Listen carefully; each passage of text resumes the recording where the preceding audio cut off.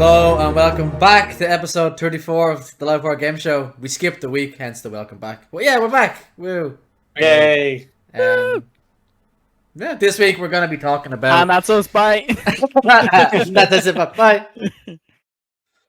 This week we're going to be talking about the PlayStation console exclusive Kena Bridge of Spirits. It's also available on the Epic Game Store.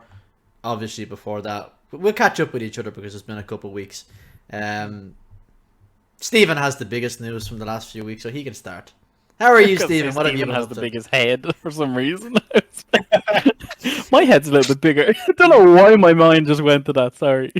Are we going to measure the circumference of our heads now for next week? Is it? I'll beat you. Yeah. Yeah, Jesus. So I started a new job on Monday. Intense. It's busy, but I'm enjoying it.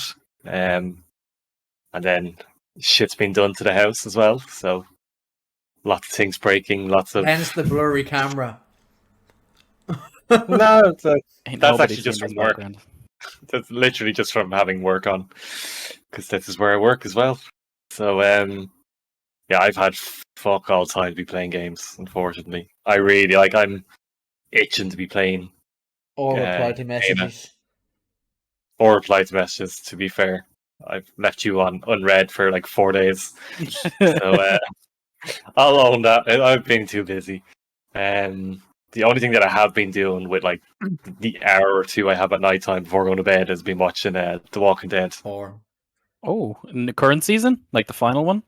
No, we're powering through. So we just finished season 6 and started the first episode of season 7. So it's the Saviors. I can't remember where I dropped off. It was around then.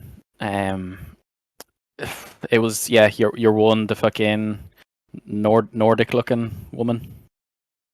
Have you met her yet? I think Right. so. I got a couple of episodes ahead of you. Remember when me and Louise first With a started fringe going up to out, here. we started watching The Walking Dead, and we got 5 minutes in, saw the dead girl in the first episode, the zombie girl, and Louise went, Oh yeah. "Yeah, this ain't for me." Fuck this shit, I'm and, out. and I never continued The Walking Dead. The first couple of seasons are incredible. It gets very samey and very kind of like, right, something needs to happen between like what, season 4 and 6 mainly. Yeah, I found 4 and 6. While there's good episodes, they're the sum of the parts just don't really add up. Like No. season 1 and 2 are fantastic, and season 3 is quite good. But then, 4, 5, and kind of the first half of 6 aren't great. That's all finished now, isn't it? It's the last season. The last season's on now, yeah. Fair enough. Yeah. I would like to catch up to actually watch that, but then I was thinking I might actually just watch like a recap and actually just start the last season. You know, the same characters, just whatever happens in between. Yeah, so that's kind of the only thing I have been doing. Was doing anything else? No, I've been fighting the urge to buy Deathloop based on Kevs. Constant reminder of it's not worth full price. So I have to keep reminding myself whenever I see something like, no, Kev said don't buy it. Believe in Kev. So, and I wouldn't have fucking time to play it anyway, so not that it'd matter. What were you going to say to me, Dill? Wouldn't have time to play the time loop game. I was just saying, have you had dreams of zombies and shit like that? Yes, I have. It happens. Yeah. So that's not helping the work-life balance either, because I'm waking up fucking in the middle of the night. Punching Deirdre. Stop eating me! Boom. Yeah, so that's been my last 2 weeks. What about you, Kev? What have you been up to? The last couple of weeks, I've been complaining about Trials. I'm not going to complain about it here because that's a conversation that could go on for a while. And really, I don't want to complain about it. I'm just sick of seeing it at this stage. It's the same. Like, we went for so long without hearing about Trials, and it was just like... But I can actually understand why people are so pissed off, because we had we one really good week, followed by we're just going to fuck about with it for the next couple of weeks and piss everybody off. But whatever. So aside from that, I played some of Deathloop, which Stephen mentioned. and I played a lot of Kane at Bridge of Spirits, which we're gonna get to. The former, I don't understand where the Game of the Year nominations are coming from. So a lot of the media outlets were given this. It's a masterpiece. It's a 10 out of 10. It's not a 10 out of 10 game by any stretch of the imagination. I find a lot of what it's doing very interesting. I think the characters are great. The gunplay is serviceable. The story, what I've done so far, is enjoyable. But down to the performance of the game itself, it should not be anywhere near Game of the Year. Same as Cyberpunk, because of the way it performs on a lot of people's tech, it should be nowhere near a Game of the Year nomination. Aside from that, it's just it's a good game. That's it. That's fine. A game can be a good game without being praised as this absolute masterpiece. And clip. But it can't. Like, it's fine. The game, Exactly. It's good. Yeah. I'm enjoying what I'm doing. It's intriguing where it's going, but that's it. It doesn't. The other time loop game or loop game of the year that came out was Returnal, and that got slated because it was fucking hard, which is kind of ridiculous when you think about it. But it is hard. But in terms of the game and its quality, it's a way better game than Deathloop. I don't know why Deathloop got the same. Now, in fairness, a lot of players are saying, yeah, it's good, but it's not amazing. So I don't really understand where the media are coming from. Maybe the media just like easy games. Has too much water. 10 out of 10. The water looks terrible in it. The water is horrendous looking in it. It's just flat. It doesn't move. It's so bad. Rare are like. It's so bad looking. Sorry, Stephen. You looked like you had a question, though. No, I reckon what's happened is Microsoft have put in a lot of money so that the best PlayStation game out is an Xbox Studios game. Maybe. There you go. Now There's I know theory. there was a lot of what do they call it where they downvote something how good it is. Oh, review bomb. Review bomb. Oh, There was quite a bit of review bombing on it because of the DRM stuff, which it makes sense because the DRM actively affects the performance of the game. Which the performance of the game, I've got a high-end PC. The game performs fucking terribly. That's straight up. It has frame stutters. It has frame drops. It has all sorts of weirdness, and that's before even getting into the network issues that it has. I haven't seen network issues like this since fucking Call of Duty Modern Warfare 2. But like, it's good, but yeah, it's not a Game of the Year nomination for me. Maybe I'll change my mind when I finish it, but I doubt it. Well, considering that IGN had to vote for greatest game of all time, and it was between Grand Theft Auto 5 and God of War, I think I can see why Deathloop might be getting those type of nominations from outlets. But that's what, like, the one that I was like, Girlfriend Reviews had a thing up on Deathloop, and they were like, is it as good as God of War? No. Is it as good as this game? No. Is it like, it doesn't deserve to be on the same pantheon of these amazing games over the last 10 years? The Witcher, God of War, Breath of the Wild. And when you say those games are masterpieces, like, is Deathloop alongside them? No, it's just not. It's not by any stretch of the imagination. It's a great game, but it's an 8 out of 10 at best. And that's fine. An 8 out of 10 is a great game. But chill the fuck out. Kane is better than it. Do you think it's like the Oscars and stuff where once they hit like reputable spots, they qualify up another peg in the I don't know. This is amazing. This is like, because it seems to be the player's side of it isn't the most enjoyable experience compared to on paper, like, this is a 10, that's a 10. Like, it's one of those things that Maybe. like when you see certain movies get snubbed for Oscars and stuff like that, you're like, but that was such a much better enjoyable experience. But it's like they hit these specific points that they were looking for, Potentially. Yeah. Like, Which it looks is great. annoying. It looks great. It plays fine when you're not getting frame stutters. The characters are funny. They're interesting. I think one big thing I found disappointing about it was that it's supposed to be this figure out what's causing the loop, but you just track the quest like Destiny, and it tells you exactly where you have to go for each step of the way. It's like, oh, how am I going to do this next part? Track quest. Oh, I have to go there at this time of day. Sorted. Fine. Like, there's no mystery there. It's literally, give me your hand there, little. I'll lead you the right way. Yeah. Little gamer. Little gamer. But yeah, like the network connection's the biggest. Like you can invade people like in Dark Souls, and fuck up their day, but half the time it's just unplayable because of network problems. But yeah, this isn't a Deathloop podcast. This is a kind of podcast, so I'll move on. Yeah, wait for a sale on that one though. Other than that, watching football, watching some wrestling, walking the dog, playing football, normal shit. There was a wrestling pay-per-view last weekend with what was it? Extreme Rules. It's called Extreme Rules because you expect it to be Extreme Rules, kicking the shit out of each other with weapons.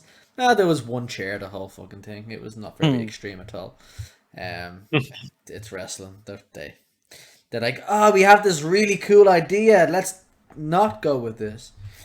It's fine. Apart from that, playing a bit of Destiny. Played all of Kana, but I'm not allowed to talk about that just yet. Dill, what have you been up to? How have you been in your awesome t-shirt? Where's Triple Booby Snake? I can give you a double booby here and here. So certified A. What have I been doing? I never actually realized that bird on branch actually just like more. I thought it was like a flat branch. Wait, no. I'm confused. Bird on snake. That's not a call out. It's actually not. No, that's bird on boring branch. Ass bird. Yeah, that's bird on branch.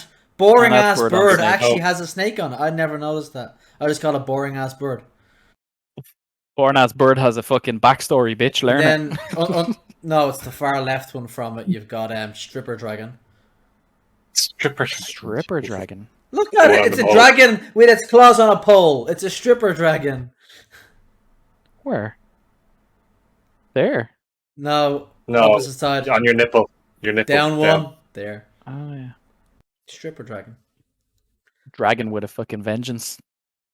What have I been doing? I have been really, really into my BRs the last couple of weeks. I have reinvigorated my not love, but Apex is getting very, it's fun, but I've been playing it way too much, so I just needed a bit of a break, but I still wanted that PvP itch, so I started playing Fortnite again. I had it on PlayStation 5 to play it with my little brother every now and again, but I actually am enjoying playing it, so I downloaded it on PC, and playing it on PC versus console, it's a night and day difference. Like, I don't know if it's just with the monitor or whatever, I'm being fucking this much away, but it's a completely different experience. So I've been really enjoying that. I started Returnal. I've been very hoppy. I can't really. My attention feels like it's very sparse. Like I just can't focus on one thing at the last couple of weeks. But yeah, I started Returnal. I got up into the boss of the first biome. Didn't know what the fuck was going on because I didn't get any weapons, so I just literally had a sidearm, whatever. Fought that, died twice, used the waypoint to get back for the first time, and then I think I got like a get out of jail free card. I don't know what I used, but Astronaut. Must have been, yeah. So I got back to that like within a second. That caught me by surprise also. And then for my third time, I actually spent time going through the other rooms. So I eventually got, I think it was a shotgun. And I defeated the boss. Literally, it was pube versus pube. Like, my health was like dismal. You know what? Well done. That's the hardest boss of the game, in my opinion. It was exactly like I said to you, Kev. The melee mechanic just fucking shot on me. Like, every time, like, I just hadn't got time to react. It's the only boss that has a close quarters move on you. The rest of them kind of stay at the back and just fire shit at you. And it's like, just dodge the colorful shit. This one's like, dodge the colorful shit, and in your face.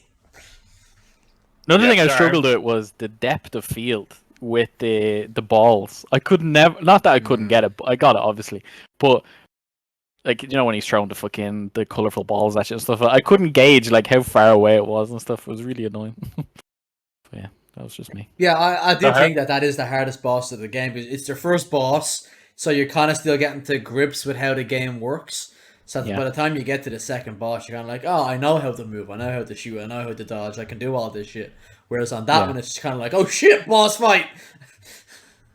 Yeah, it was, and like, yeah, it kind of annoyed me. The weapons more so than anything resetting, and they're not in the same spot obviously because it's generated differently each run. So that kind of threw me off in terms of like my navigation with these kind of maps. It was very much like with Fallen Order. It's like I can navigate my way through a map, but those maps with like different levels and like the kind of what are they called? Quick way, not checkpoints, but like passageways in between. I can't wrap my head around it. It's just something that I struggle with. So just with that, it kind of threw me off when like I went off on a tangent and I was like, shit, how do I get back to where I need to go? But the fast traveling points are actually really cool. Yeah. But I got to the desert biome. I went into the first room and then I had to turn it off. So I turned it off and I didn't know, but all in my head I knew was that each biome you clear up until 3, you don't have to do it again. Then 3 to 5, you have to do it all in one run. But I didn't realize I was going to start off with the fucking ship again. So I turned it on a couple of hours later and I was like, what? You don't have to do the boss again though. I know, yeah, you don't have to do And the boss. you could get really lucky, and the first room you go into is the room that takes you back to biome 2. Yeah, because in my knowledge, all I have to do is just get back to that gate, isn't it? The portal. Yeah. But I just assumed I would turn on the game again and start back at the desert biome. That's just how I envisioned it. But it didn't turn me off playing it. It's just I had to be in the mood to play it, and I just haven't been. Like I know it's not just like I'll throw it on for an hour because it's like if I can burst through like two biomes in like a good session of like 4 or 5 hours, I'll do it. But yeah, like I actually enjoyed it. It took me a while to get used to because I fell a lot, and that was one thing I liked. Where when You're you not fall, the only one. it doesn't send you back all the way, which is nice. Because I fell a fucking shit ton, man. Yeah. Imagine doing that on the boss twice in a row Yeah, on 2 different bosses. Kev. They'll beat all the bosses first time. Oh. But I can see the enjoyment in it, and it's my first kind of. What's the genre called?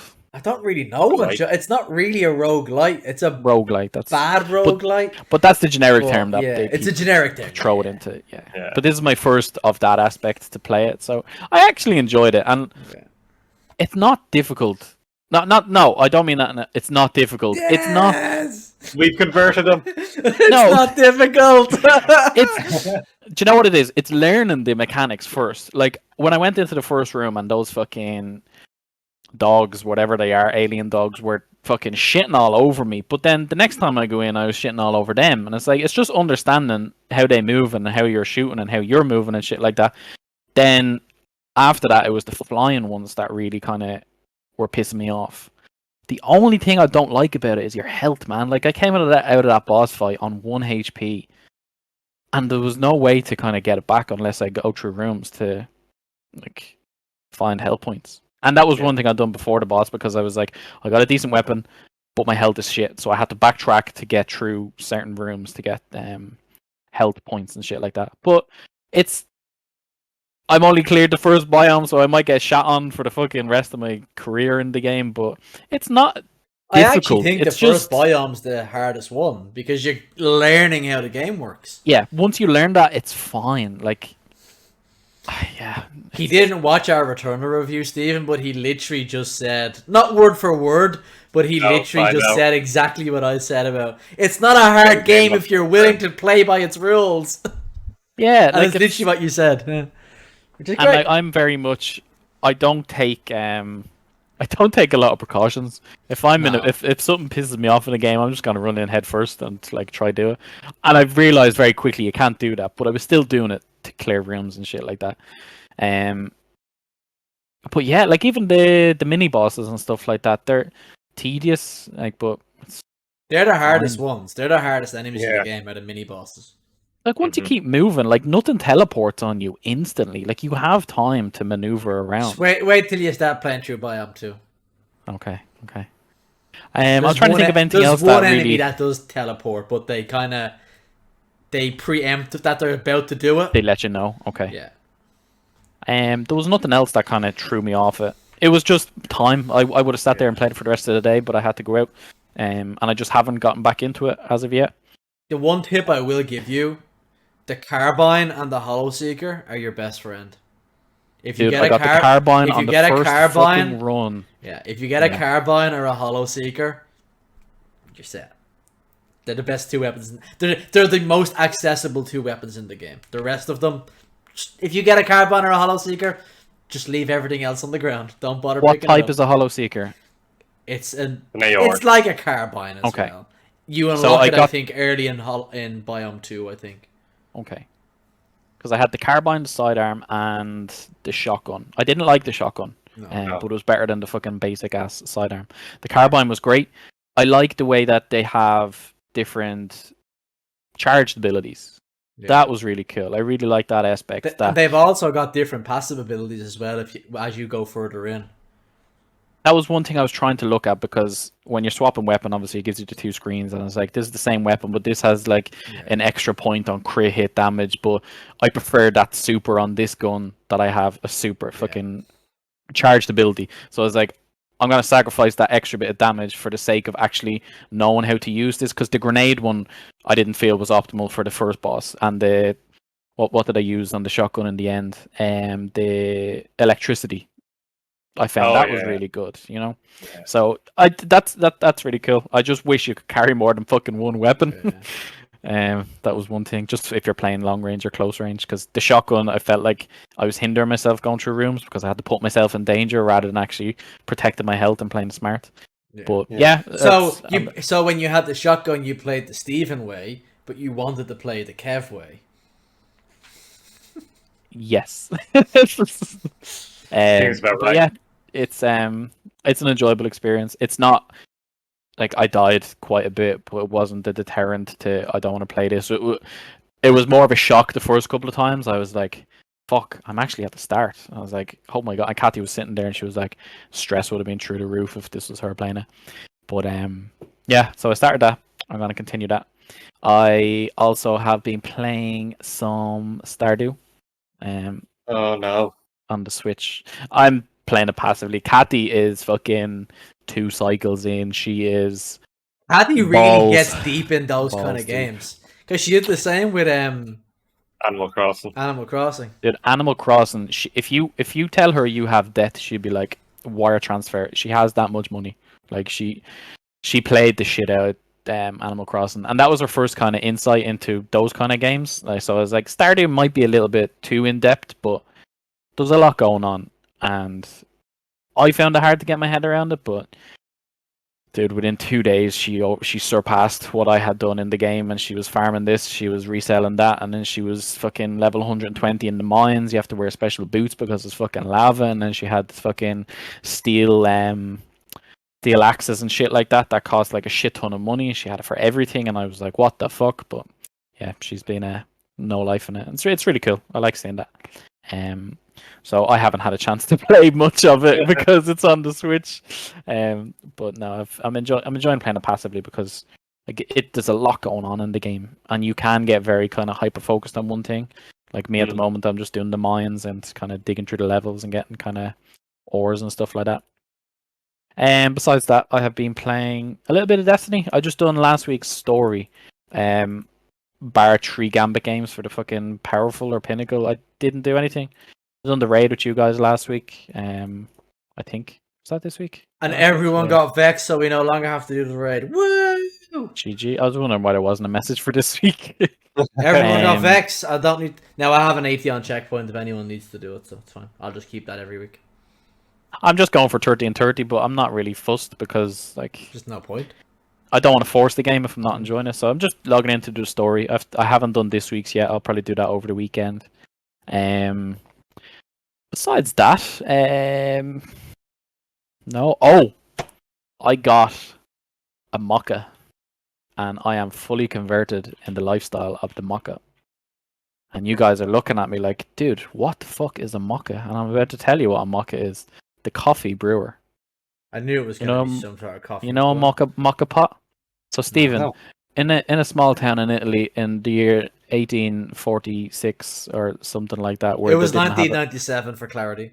probably. It's always Um, 1997. Little old Italian Margaret had a stove and she needed to make coffee, so she got a mocha pot. And you basically put the water in the bottom, you put your ground coffee in the middle, and then you have your pot on top, and then it pours out the top and brews it, and it's like a slower process, so it gets all the flavors. And oh man, game changer. TK Maxx, €6. Do it. How long does it take to make them? 3 or 4 minutes. I wouldn't call that slow. Slower than a fucking espresso machine. The man in Costa makes my coffee very quickly. Now you can do it on a So do lower the fucking girls. heat to go longer, but I just get impatient. But yeah, it's actually it's such a nice coffee, and that's been my thing. I've had like 2 a day for the last week. I Yeah, want it's really coffee good. now. Oh man, it's one of those things where it's like, Genuinely considering getting a Starbucks after this podcast. but yeah, I got really excited. on the mocha. Because I'm the Sorry. kind of person who can drink coffee at 11 o'clock at night and still fall asleep when I want. Yeah, It's a gift. It really is a gift. I can't drink coffee past like 4 o'clock. Yeah. I could, If I'm on it early the I next could day, literally have a Jesus. coffee at 1 o'clock in the morning and fall asleep at 1:05. No hassle. It's great. Nah, man, I don't know how you do it. Kathy's the exact It's same just an intolerance. I've just built up a tolerance to it at this stage. for To caffeine Yeah. and sugar. Besides that, I'm a real gamer. just been reading comics, reading books, and I actually yeah, did buy a that's been book it. last week to read. I haven't Oh, started, but I'm what'd going you to read it. The Neuromancer. But it's the original cyberpunk story, basically. Oh, okay. Oh, Not the cyberpunk game, the cyberpunk genre. Like from back in the 90s. there's a kinda. difference? Yeah. It's the one. It's the novel that inspires all the Matrix. Anything in Nice. the cyberpunk genre was inspired by this guy. It's something Gibson, I think it is the author. So, I was in town for the first time in 6 months, so I went, you know what?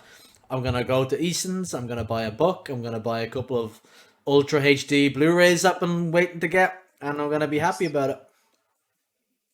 And There is one still book I haven't want read to this read. one. Yeah, that's in my Kindle. It's Fucking still directory. sitting right there. Actually, I have been doing long flights in work, so I've Oh, had I have a couple of question for hours you to actually read. about that. Sorry, Okay, go you for just, it. you just reminded me. Are they still showing in-flight movies on the long Yeah. hauls? That's okay. Yeah. Thanks. Louise wants to know. Just bring her. What on are they earphones. showing? What are they showing at the moment on the Canadian flight? Do you know, I was standing boarding you today, and we were going to Paris, and it's on like the long range aircraft, so the screens were there, and I was like having a little peek, and I can't remember what was there, but there was something really but- new, and I was like, holy shit! Yeah, That's really no. She's Um, going. She's going on Sunday, so Yeah, she's like, "Oh, are they still showing in-flight movies?" I was like, "Louise, why would they not be showing in-flight entertainment?" you'd "Oh, be I don't know." surprised. Yeah, so. Yeah, she'd But be no, glad there to is know. there's movies, there's meals, there's fucking Grand. drinks, there's everything. Yeah. But yeah, I've been rereading Harry Potter actually. I'm on Azkaban, so It's I'm enjoying that. And then I will get to the Mistborn after my other Star Wars novel that I have sitting here. So Prisoner of Azkaban, And- the time loop story of Harry Potter. time loop story. I've been actually dying to read. 2021, the year of the time loop. There'll be a game now. I've been dying to read before the movie comes out, but it's such a hard read. Dune. Oh yeah, I can't wait to It's see like that. I'm just seeing online comments being like, "I finished the book twice and I still don't know what's going on." It's like, I can't wait to it's- see that. The director's the director from Blade Runner 2049. He's yeah, fantastic. Dennis Villeneuve. Yeah. Can't wait. But it's kind of like, yeah, it's one of those classics that you have to read before the movie, apparently. So I won't finish it before the movie, obviously, but it's sitting in my Amazon basket, and every time I go on, I'm like, not today. But anyway, yeah, that's been me. I've become terrible at reading books over the last Well, since Destiny came out, the first one. Like, I used to, me and you used to read it all the time. We used to fucking read the same fucking books. But it's just, yeah, it's like, I could read a You have to get into the of- mood for it, don't you? Yeah, I was like, I could you read a can't chapter force of a it. book, or I could go punch aliens in the face. And like personally for me, like if Kathy's watching telly or doing something in the sitting room, I couldn't sit in the couch while there's other shit going on and Yeah. read. Like I even struggle Yeah. reading comics, and that's No, I fucking don't have a problem visuals. there. But like I have to like be completely solely into that in that moment. No, I'm really Or good at else, that. like, I can just like, I could Switch be off. reading here, and you could be literally shouting in my face beside me, and I just won't hear you. man, like even if I'm on public transport, I have to put on like I have a playlist that's just instrumentals, because if I'm listening to like a podcast of people talking, it confuses me because I'm like I read 3 or 4 pages and I haven't a fucking clue what's going on because I'm trying to like I'm torn between. So I'm very fucking on a spa or something like it's. I need fucking blinkers on and everything. Just You could to really fucking make read. like you could really change up a lot of stories by doing that, depending on what podcast you're listening to. Yeah, writing your summary, and it's like that didn't fucking happen. But yeah, I think comics are the way to go because it's visually representing what's going on. I like the pictures. helps. Yeah, they make me feel nice. But yeah, shall we move on? Yeah, Yeah. unless anyone else has anything else to say, I don't think I do anyway. No, I'll just start talking about wrestling again. No one wants to know about that. Wrestling. You know what? Right, the last thing I'll say on that is AEW. I could talk about wrestling, No, but no. I'm not gonna. No, But wrestling. This is a sentence. Don't worry. AEW is fucking great.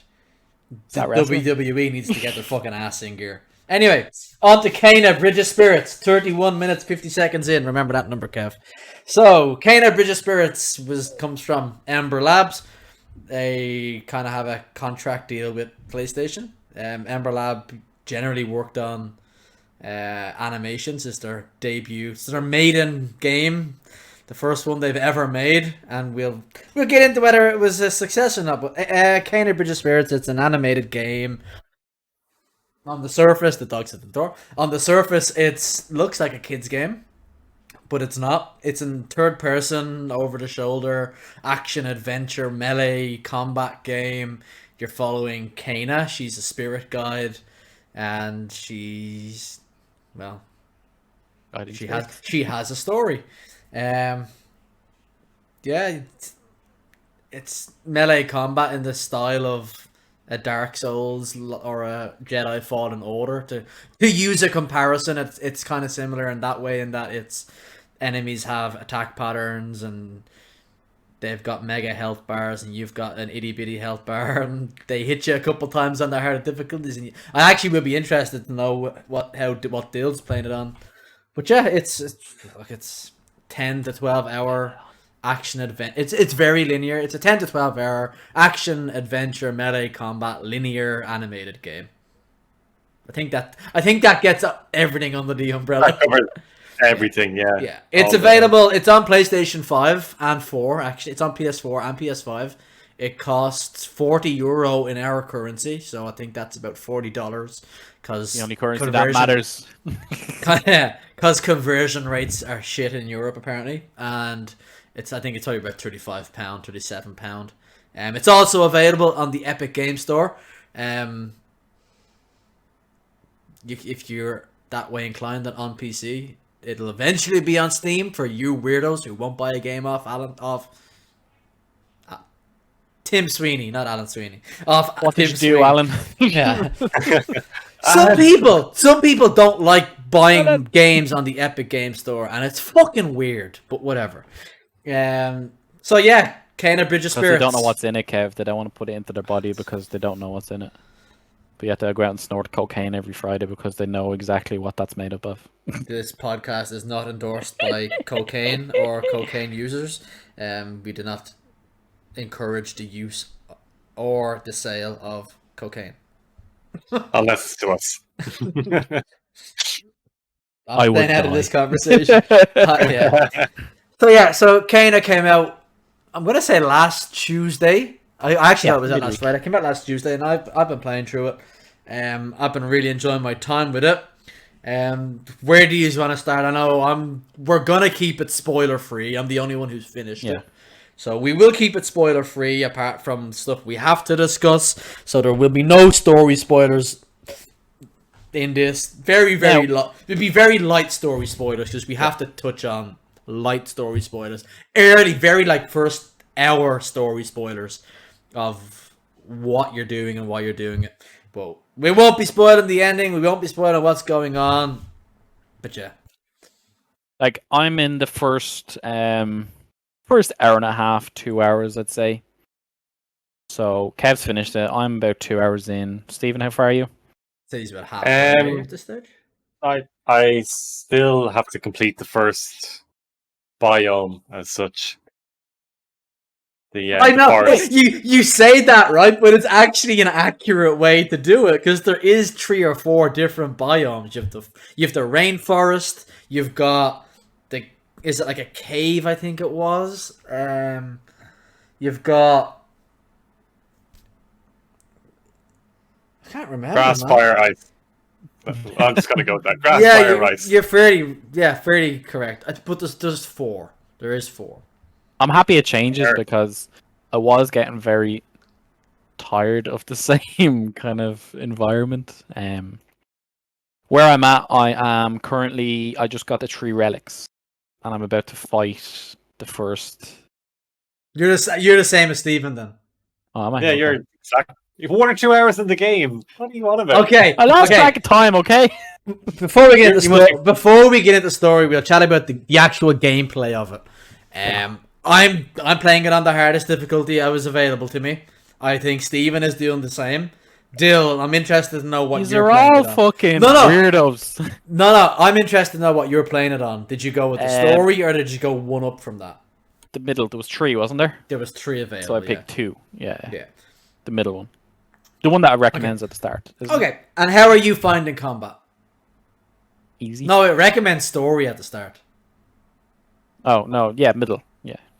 So is there 4 or 5? Is there 3 or 4? I think there's 3. Is there? There's 4 and then a 5th one I blanked out. I think. Yeah, so you went on the second one. Hang on.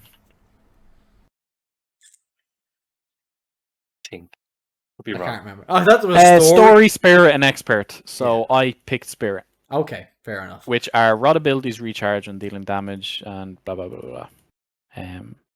Enemies are a little bit more aggressive. Yeah, I chose that. It's fine. Like, it's not hard. Are people saying it's hard? No. Okay. Yeah, it's fine. I don't want to say boss fights because it's like they're named mini bosses. Yeah, they're bosses. Yeah. You have to have a name for the boss. That's the way I look at it. They're fine. Just once you just have to get the routine down of what their attacks are and stuff like that, and shield and dodge appropriately. And it's very generous with what are they called? Fucking spores that heal you. The plants. That or not.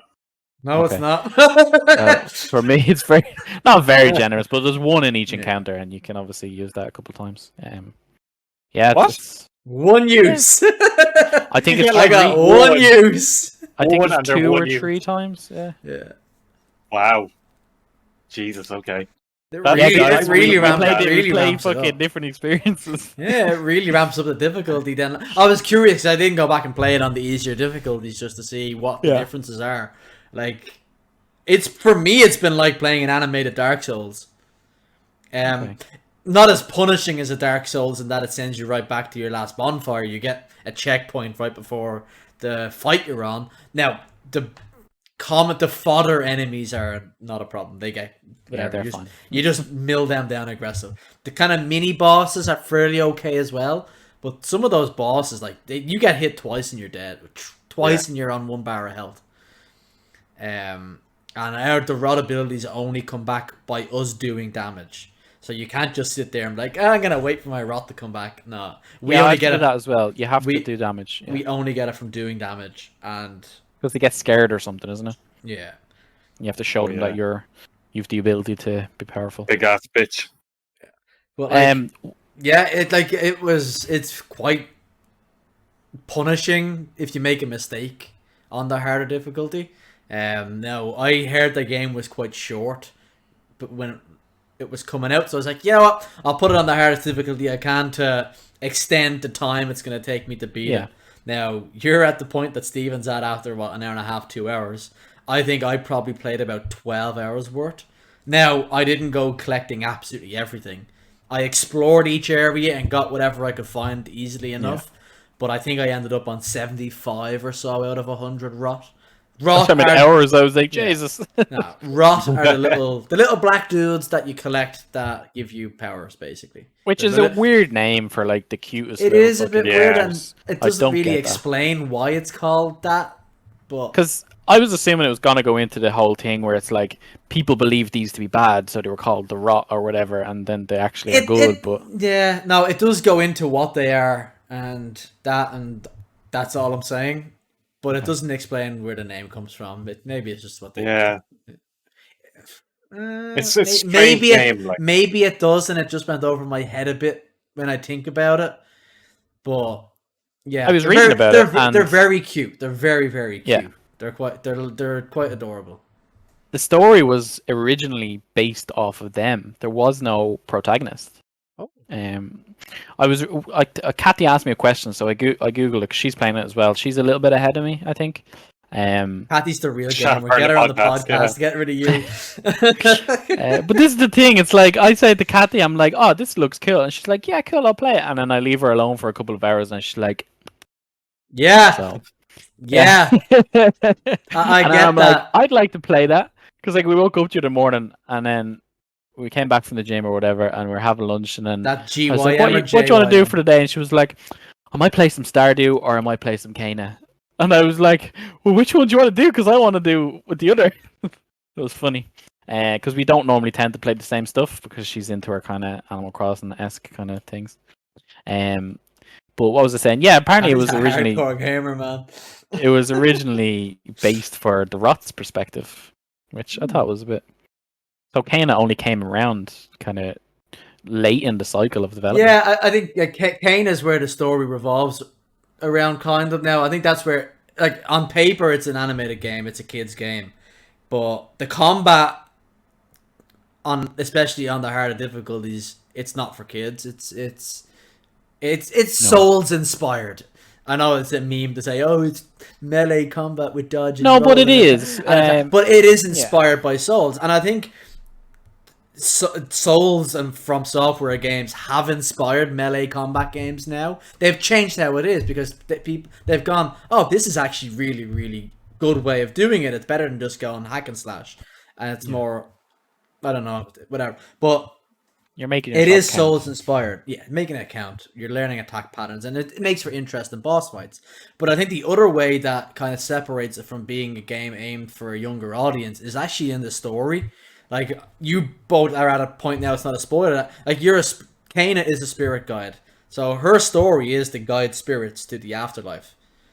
So that's not that's early story spoilers. It's told you pretty early that you're there to help keep souls lost and trapped in purgatory, basically. Help them or their loved ones get to the afterlife. Or to find peace so that they can move on.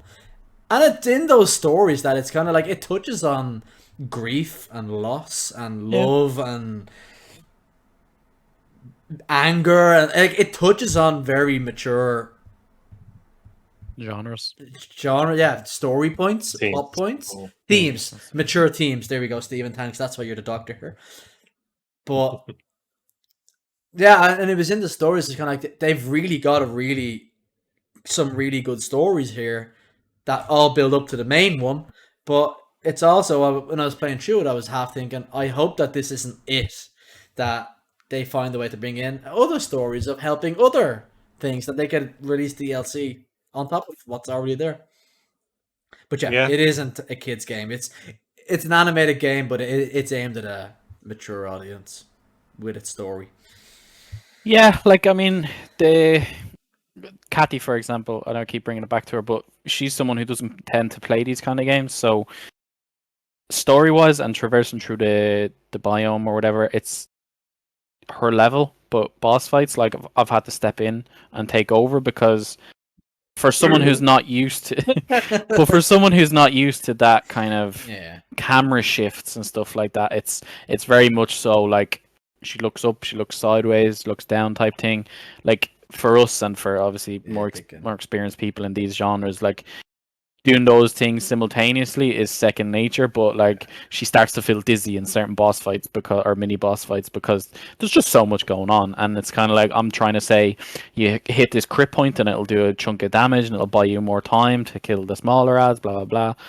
But in our heads, that's just like instantaneous. Whereas for someone who doesn't play these, they are complicated It's boss interesting, fights. Yeah, because there is a lot of kind of like a lot of things going on. Yeah.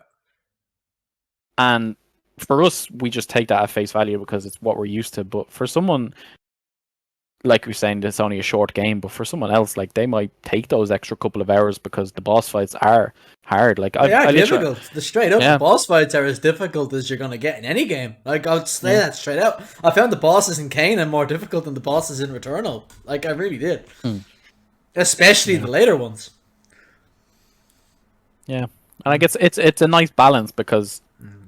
Well, it's not a nice balance. It's very odd because the generalist gameplay is so basic. Not basic, but it's what we've seen 100 times done. And then the boss fights are just completely different. It really ramps it up. Really ramps it up. Especially on the way me and Steve are playing it. Like, when you're doing the boss, it's like, fucking hell, this boss is actually kicking my ass.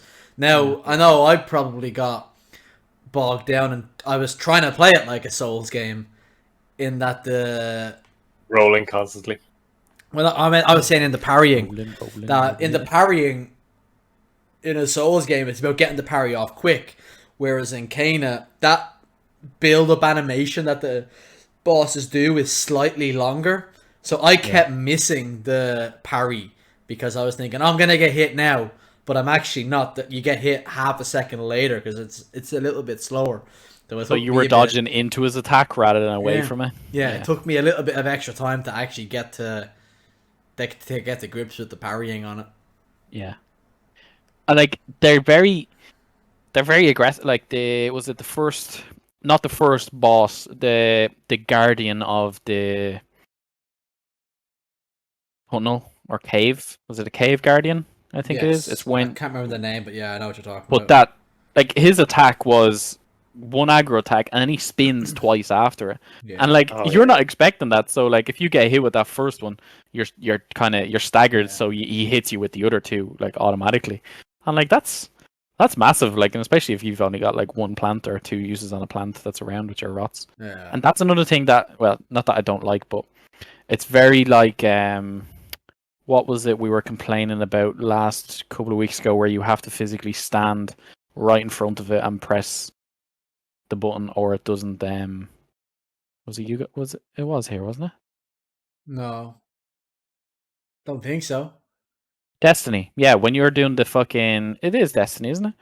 I think it was Steven, I think it was me and you saying it when when you're trying to activate something, if you're not standing right in front of it, if that like whole square isn't right there, it doesn't proc it, you know. And that's how I feel with the health plants. If you're not at the right angle or you're too close to it, not if you're too far, but if you're too close to it, you don't have that issue. I thought I had the opposite. I was kind of like, stop tracking to the health plants, track to the enemy instead. I think that's something I found is great. Sorry, Steve, go on. When you're fighting the boss, do you lock on or stay locked off? I change because sometimes when there's other ads, I find it very hard to get out of the lock. I had the opposite issue in that when I was locked on, if the boss moved too much, it automatically locked off. So I like in the early portions of the game, I was locking on to not the normal ads, but the mini bosses and bosses. I'd lock on because Souls have taught me to do that. But I was finding that it kept unlocking by itself at random times if the boss moved us out of my screen, or if I did an ability, it'd just turn it off. So actually, as I went further through the game, I stopped locking on because I was like, it's pointless. It's gonna unlock in a second. I never locked on for any of those fights really. Now, in the early ones I did because Souls have taught me to do it. But even in Souls games, I wouldn't lock on. no, No, that's where you go wrong then. no, you're crazy locking on. No, spins your Anyway, camera for you. fine. Well, yeah, it's handy to do that. Yeah. But the How do you find the combat? How do you find the general gameplay, Stephen? The combat? yeah, like I think the moment-to-moment gameplay is quite fun. Like, there's lots of little bits to do where you can like smack the blue orbs or pulse on them and Oh yeah. collect lots of bits and that's pieces. a good thing. Yeah, the actual And, the like- puzzles, because there's a lot of puzzles in it as well. Yeah, and it's nice. The combat on the minor enemies is fairly simplistic. You're only really in danger when groups come in, and if you don't cop, like sometimes they'll spawn in behind you, so you'll be focusing on a group. And I've noticed a couple will spawn in behind, and those guys with the shields come in, and they just run at you. Oh yeah. So if you don't catch them in time with a heavy attack, they'll just hit you, and you're fucking down to one hit then. But then, yeah, like the bosses, as you've been saying, like I've gotten stuck in a couple of the bosses. Like I've taken 3 or 4 goes on a few of them. Yeah, Sam. They fucking slap. Like if you get hit, for me, I'm missing the parry, and by missing the parry, I get slapped, and then you get your one plant regen, and that's it. It's good luck. Yeah. And yeah, but it's enjoyable. Like I'm enjoying it, and I actually had reservations about going onto hard mode because I tend not to play games in hard mode, and I knew this was going to be a Souls-like game, so I was like, oh, do I really want to go to hard mode on a Souls-like game? Like, imagine going hard mode on Dark Souls. That's what my thinking was. There only is hard mode, Stephen. Wait, you can't change. Wait, you can No, change. exactly. No, What? you can't. Okay. But I'm but that's gonna what have to go I'm turn thinking. that game on right now. But that's what I was thinking. I was like, if Dark Souls had a hard mode, like, would I ever enable something like that? I wouldn't. And in my head, I was like, Yeah. Kena is going to be like this. It's a Dark Souls level difficulty at the base. And now there's an added one. It's like, do I really fucking want that in my life? And I was like, you know what? I'll go for it.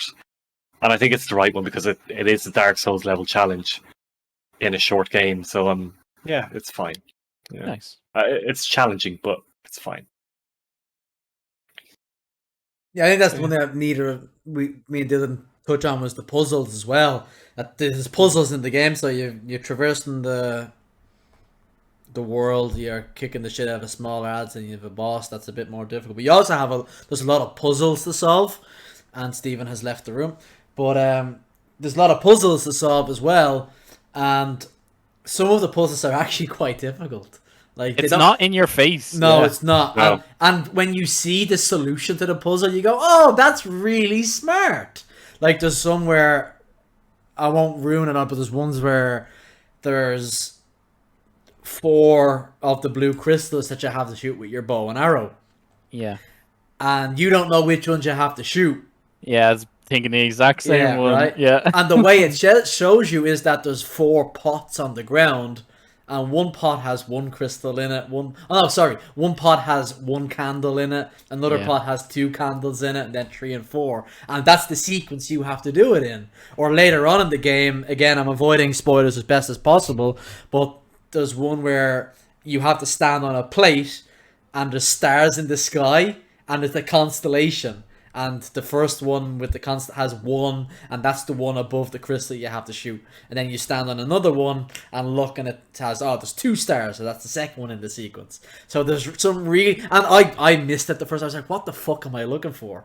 So I think the puzzles are they're not in your face. It's very easy to miss the solution to the puzzle in a lot of them. But when you see the solution, it's like, that's really smart. It's clever. It's Yeah. really intelligent. And I'm Like that glad they puzzle- don't give you clues. I'm glad, like, you could Google it, obviously, but I'm glad they don't say, like, after a minute, it's like, oh, what if you do this and look at that? Yeah. It's like, no, you're ruining it. Let me figure it out. Actually, though, that puzzle you're on about, I think, is one I'm stuck on and haven't looked into it because I shot the things and I was like, And it why spawns is that happening? spawns enemies if Spawns you do the it in the ads, wrong order, yeah. Yeah. Oh yeah, so that's the one I'm on. Yeah. Anyway, I just Stephen, gave you a stand in solution. front of it. Look at the candles. Or if you pulse, it will blow the candles out in a Yes, specific. that's what it was order. actually. Yeah, when Yeah. you pulse, that's what it lights the candles up in the specific order. That's what it is. Yeah. Sorry. Well, but I've done it like 3 or 4 times, and the ads kept spawning, and I was like, "What the fuck's going on?" Yeah. but I wonder because I saw this is the first game I've seen properly use the activity cards. So I wonder when you're in that area, you know the way in the activity cards they Yeah. can give you hints. Returnal used them very well. I see. I never used them, but This guy, man, fuck's sake. But I just heard. But they have like, they have like the hints about like Oh, do they?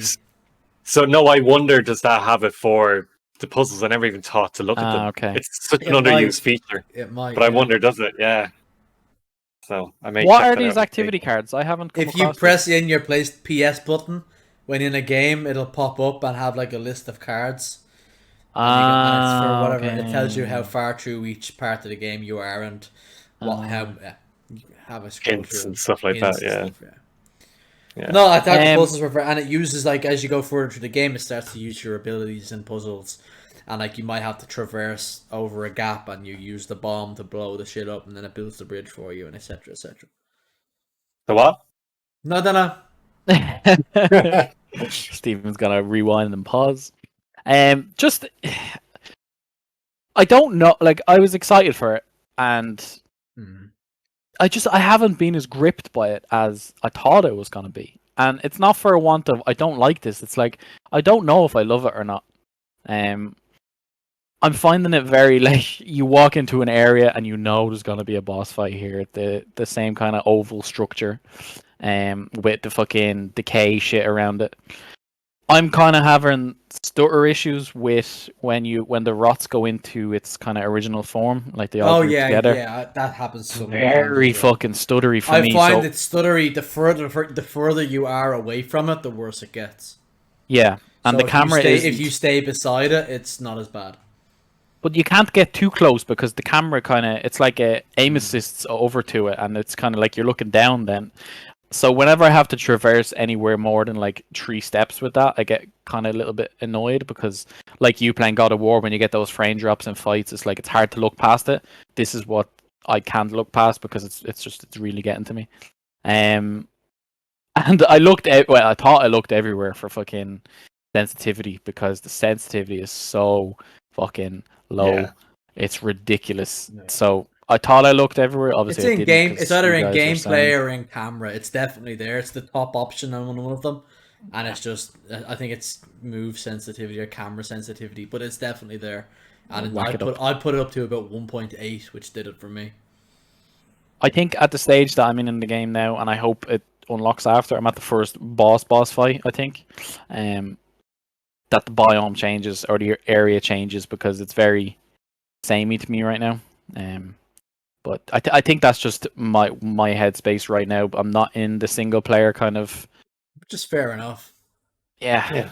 Now I think that's one I just on the world. Like the world is absolutely. Like I found it looks incredible. It looks incredible. Oh, it's unreal. And as you go through the biomes, like it's absolutely stunning. Like some of the view boxes are just and it does this. It does the thing where like you have the meditation spots, which give you extra health or whatever, and then it kind of pans out and shows you the surroundings. It's like the world it's a beautiful world that Ember Lab have built. Yeah, but that's the thing. Like visually, it is incredible. Like I can't say anything negative about the visuals. It is beautiful to look at, and I think it's really well polished as well, considering how well it all looks. The game is really well polished. It's like on the OLED. It's just amazing to look at. Like all the bright and vibrant colors and the fluidity of the game, and it's just as you said before, Kev. It's very rare you get a game of this quality on day one. Like, generally there's patches or there's issues that detract from it. You're like, oh, and maybe it gets to that point a couple of patches later, but very rarely do you get something, particularly at the start of the game. Like, you kind of said to us earlier on that degraded over time, and there were you got 2 bugs in particular, but Yeah, it was late in the game after long play sessions. So when I put my hand behind the PS5, it was quite hot at this stage. So it could have been just I was in a long play session on the Sunday evening that I had a couple of bugs, and it could have just been caused by that sort of stuff. But like I played through probably 10 hours of this game before I encountered a single bug. And even when I got the bug, I was kind of like, haha, that bug helped me. I'll talk about why in a second. But like, yeah, like I remember I messaged you very early, Steve, and I think yeah, when I was doing the tutorial boss, I messaged you and like, I'm gonna love this game. Straight away, I was like, it looks great, it plays great, it's so well polished. Like, it's a €40 game that is probably the most polished game on release that I've played in a long time. Like, I can't remember the last time I played a game that was this well polished on release. Demon Souls maybe is very well polished, yeah. but Returnal is very well polished as well. Returnal is, but there was bugs in Returnal still though. There were, yeah. Like, but it was kind of like, I got a bug, it's fine. But this is kind of like, where's the bugs? When are the bugs gonna start? Because there was none. The first bug I got was on the second last boss. Yeah, like, And what happened was the boss froze in place.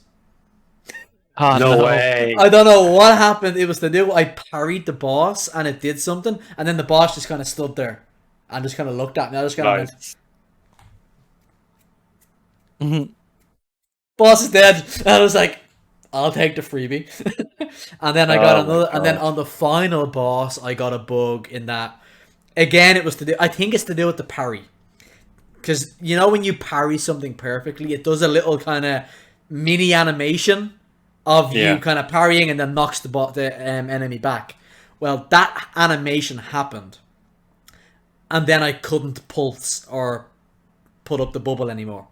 It just, I'd press the block button and Kana would just kind of float in midair and just kind of T-pose and go around the place. Now, it was still blocking perfectly. Like, it would block everything, but I was kind of like, I can't do anything else with this. I can't pulse. Because on the final boss, avoiding spoilers, don't worry, you have to pulse to see something. Okay. And I wasn't able to pulse. So I went, I just had to reload my save and go again. But yeah, like, 2 bugs in 12 hours, like, that's unheard of in modern gaming. And I think for a studio who just, it's their virgin game. It's the first game they've made. And if this is the quality that they can put out in their first game, like, what can they do with a big bag of fucking Sony money down the line? Like, I know Sony gave them a big bag of money to hire more people to make this game, but like, give them the keys to some big IP. They deserve it off the back of this. And I think that's the other thing. Stephen, you had issues with the cutscenes, and that the cutscenes are 30 FPS. No, they're not even 30. They're 24. But I think the cutscenes deserve a lot of praise because they're as good as any Disney Pixar movie in terms of, like, the dialogue is very childish. It's very, we're gonna do this and we're gonna save this and woo! It's very childish in terms of the dialogue, but the quality of the cutscenes is as good as, it's like playing, in my opinion, it was like playing a Disney Pixar movie. And that's the only way I can say how well polished this game is, how good the cutscenes were. The story's very good. It's like playing a Disney Pixar movie.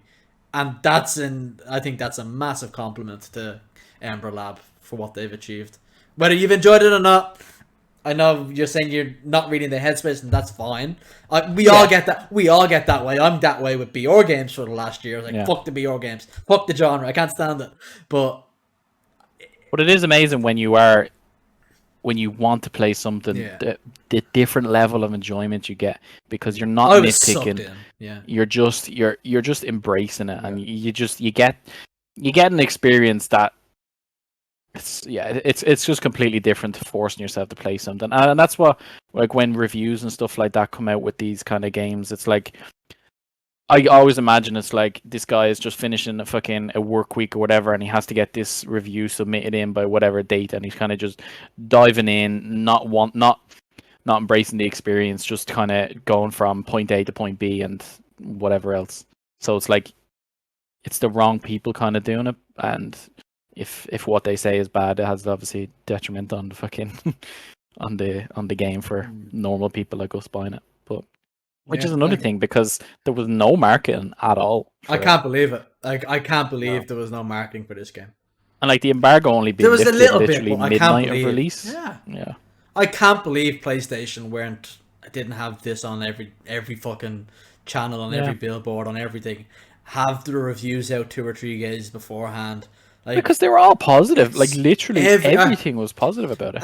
And that's the thing. Like, I think SkillUp covered it in his review. He was kind of like, yeah, I watched his, actually. He's like, I started playing this game and I was kind of like, the review embargo is weird. There's no marketing. The review codes went out late.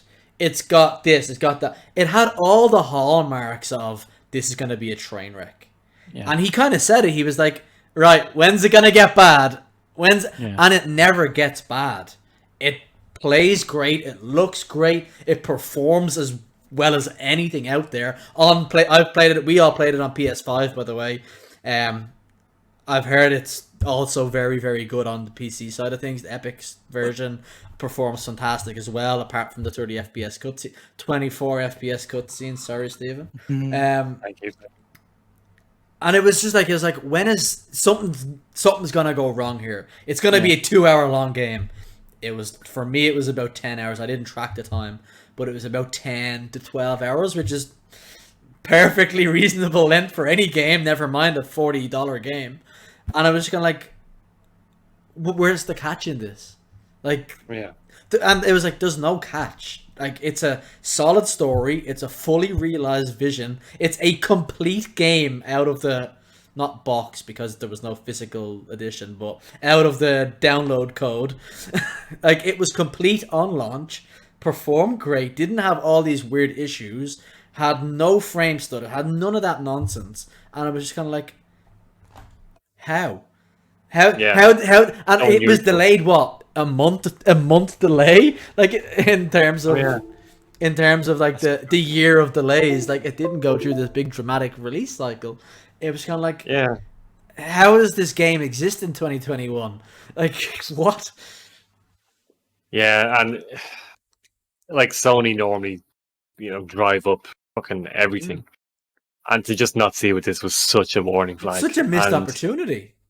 Yeah. And it was unnecessary because it's such a good game. Like, I don't know if I said this to you, Kev, but the feeling I got with this game is when we think back on the games we played as kids, like Crash Bandicoot and Spyro and all those kind of action adventure games, this game plays and looks like what my brain thinks those games look like. Spot on. Yeah.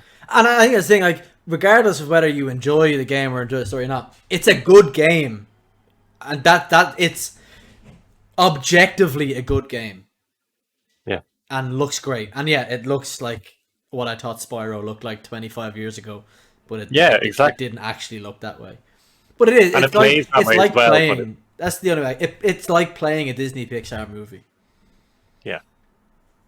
And had the same quality and everything as that. And I think Stephen, that's what I kind of said to you, is that they were an animation studio, which is probably why the cutscenes are in 24 to 30. Yeah. That's probably why they're in that, is because that's what they probably were originally, and then they went pivot into a game. Yeah, because I was saying it to you that how I knew of Ember Labs was from the Majora's Mask animation they did, which was like I haven't watched that, a big. Oh yeah, that's. Yeah, and it makes sense that if they were an animation studio, that they would be used to working in 24 FPS, and that's why the cutscenes aren't really high quality. It's just such a jarring move from 60 to 24. You're like, do you know what? I actually think it's the opposite way for me. The jarring feeling is when it's going from 24 back to 60. Because it's got that couple of seconds where it's really framey, and then it's fine again at 60. Because you can play it at performance mode or fidelity mode. Performance mode is 4K 60 FPS target, whereas fidelity mode is 4K 30 locked. Yeah. But look, it's a beautiful game even at the upscaled 4K or downscaled 4K, whatever way it is. It's played on performance. It's more than enough. It's fantastic. Mm-hmm. Yeah, I think that's from... the one thing. Sorry, you think what? No, I was just saying, just because you were talking about performance, like just apart from those two, one just a stutter of the not the animation, but when the transition from the rots into the grouped rots. Apart from that, like performance wise, it has been perfect. Yeah, I haven't noticed many bad performance stutters in the natural course of the gameplay. Like there's a few bits that you expect, but nothing major. But I think what's impressive to me is that like a lot of the time when games have those performance issues, they hide it behind motion blur and that sort of stuff. Whereas this game plays none of those tricks on you. It just out straight performs well. And the lack of loading screens. Oh, it's fantastic. Yeah. It loads once and never loads again. And like you see avoiding, split second I'm of avoiding spoilers here saying this. There's something later on in the game that is super impressive that there's no loading screen for it. It's instant. Okay. I found it super impressive anyway. That it's possible. And I think I'd be interested to see what it'd be like on PS4. Maybe it works fine. Yeah. Well, yeah. It's impressive that it's possible. It's cool. And it doesn't load. And the other thing, like the map, it's not an open world. It is an open world, but it's not an open world. It's a semi-open world. It's kind of the world kind of unlocks in a very linear fashion and guides you on your quest, and then brings you back into the middle village, and then you go off on your next quest. You have a hub. You have a hub. It's a hub game. That's it, bet. But the actual your traversal through it is very, very linear. There's no side quests or anything like that. It's a straight up story. Here's the story, and you're going on your story, and that's it. Now you can explore those areas again because as you unlock more abilities, you can unlock more of the secrets in those older areas. So it's semi-open world in that way, but it's not like a big sprawling Breath of the Wild map. It's more like Spyro the Dragon, the first one, where you start in an area and then you go into the next one, then you go into the next one, and then it's all unlocked at the very end. But it's not massive. It's small enough, but look, it's self-contained. Yeah. I'm on the impression that I don't know if it's because I'm getting older or because time is getting less, but I really appreciate these mid-sized games. Yes. Like I did Miles too. Morales and this, like it's to me this is just the perfect culmination of it's a story that can be told without having the filler parts, without having the you're not level yet, go off for another 2 or 3 levels, come back, and then we'll continue it on. It's just the perfect length that you can embrace it, you can deep dive it, you can completely divulge in it without feeling overwhelmed. Yeah. Like it doesn't take away from it not having the extra stuff. No, I don't need to have 150 side missions to make a game complete for me. Obviously, like that games turns that me do off that, some games. Yeah. Like if I'm buying a game for that, I'm happy buying the game. Cyberpunk's probably the last open world game like that I've played. I think off the top of my head anyway. And I knew what I was getting into buying it, that I was getting into this. I'm gonna go and do lots of side missions, and it's an open world and all, and there's map markers, and that's fine. But I really appreciate the opposite side. I was like, I'm just playing this game. I'm gonna finish it in a weekend, and that's fine. Like not everything has to be your open world RPG level of Ubisoft map markers for days. Like seeing ads for Far Cry. It's like I've never played a Far Cry game. It's like, do you know what? If it was more like a linear story and I could actually just play through it without having to go through unlocking certain areas and shit like that, it's like you probably would attain a wider audience by doing something like that, and especially for trying out new IPs as well. Like Returnal is the perfect example. Yeah. Like bigger isn't always better in terms of game size. Like it's not. The Last of Us, I think, is a perfect example of that. I would have enjoyed The Last of Us a lot more if Last of Us Part 2 a lot more if it was 75% of the length of the game, or 2/3 the length of the game. I just found that game way too long by the time I got to finish it. That I almost felt tired by the time I finished it. Whereas it doesn't hold your attention for as long. Yeah.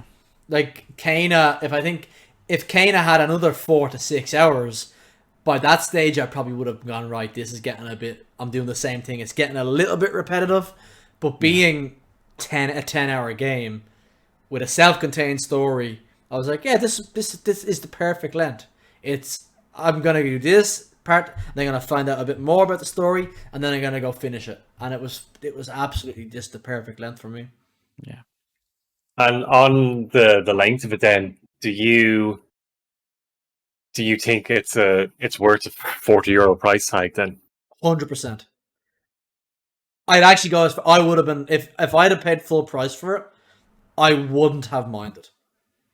Because I enjoyed it so much, because it was a complete product, it looked incredible, the story was complete, it was A to B story, everything was there, it was not like you're gonna play this and then in 6 months time you're gonna get a bit more. No, it was a self-contained product. If it was full price, I still would have bought it at full price. Personally, I wouldn't have complained. So I think for €40 or $40, or it's 50 for the deluxe edition where you get some extra shit, digital shit, which Steven fucking hates. But for a 40 quid package, yeah, I know my voice broke. Go fuck yourself. Yeah. For a 40 quid package, it's a bargain. Like, it really is. From release, it's a bargain. Now, it's digital only, so getting it pre-owned or on a sale, on a GameStop sale in a couple of months is gonna be difficult. So it's probably gonna be €40 for the next year. But if you buy that game for 40 quid, you can't have complaints about what you're getting in there. It's more than worth it. If you want to trade in against it, you can big brain it, trade in games, and then get PS wallet funds from GameStop. Because they give you a store credit price for that trade in still. Exactly. Yeah. Which is what I done, and it was perfect. What did you trade in? Ratchet. Fair enough. Yeah. I'm not going to play it again. Kathy's finish it. Yeah, we both finished it. Yeah.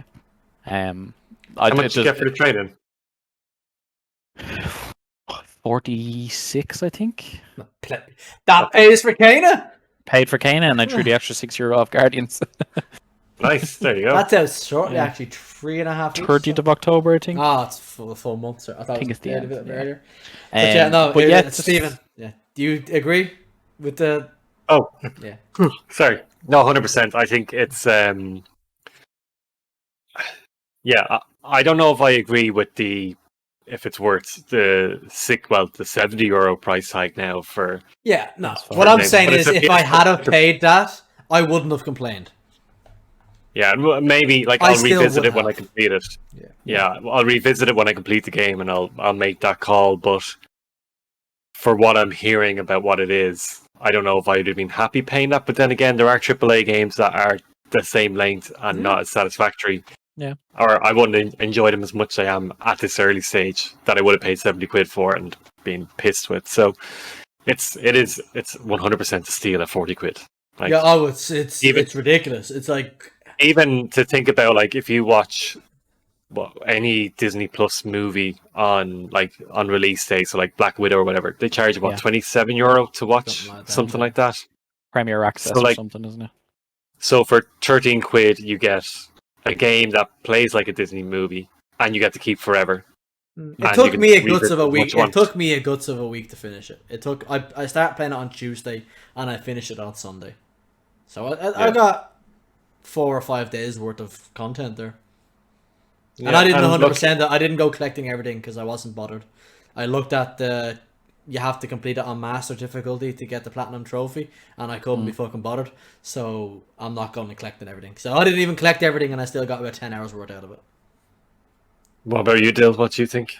Yeah, I like that mid-range game because it's not that commitment of, if I pay 70 or €80 for this, am I going to enjoy it? And then you're going to force yourself to try and enjoy it if it's not something that you like. So as a kind of gateway into a new IP, I think it's perfect.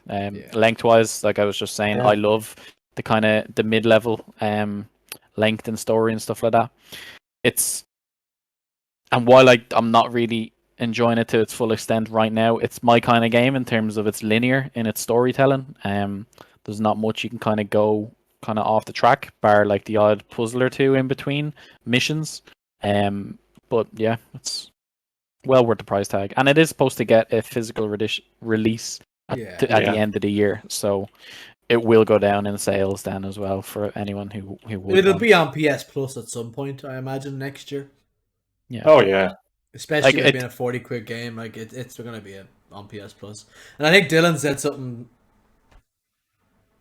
that I'm hopeful of. You said a gateway to a new IP. I hope we get a sequel to this or DLC to it. I was going to ask the question of, since you have completed it and without saying spoilers, does it leave it open for a DLC?